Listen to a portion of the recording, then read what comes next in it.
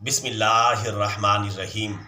برادران اسلام، 1445 ہجری اور سال 2024 میں صدقہ فطر اور فدیہ صوم کی مقدار کچھ اس طرح سے ہے۔ گندم کے حساب سے 340 روپے فی کس، جو کے حساب سے 700 روپے فی کس اور کھجور کے حساب سے 1750 روپے فی کس اور کشمش کے حساب سے 2800 روپے فی کس ہے۔ اپنی اپنی مالی حیثیت کے مطابق صدقہ فطر اور فدیہ صوم ادا کیا جائے۔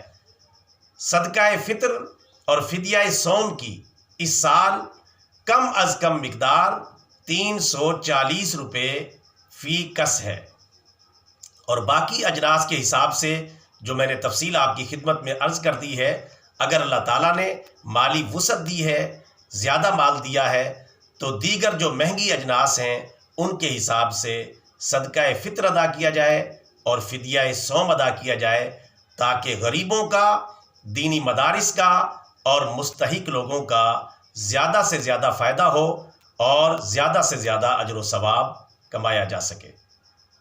برادران اسلام، یہ ویڈیو پیغام اچھا لگا ہے تو ویڈیو کو لائک کریں، شیئر کریں، ہمارے چینل کو سبسکرائب کر لیں، تاکہ اس طرح کی معلوماتی ویڈیوز بغیر کسی رکاوٹ کے آپ تک پہنچتی رہیں۔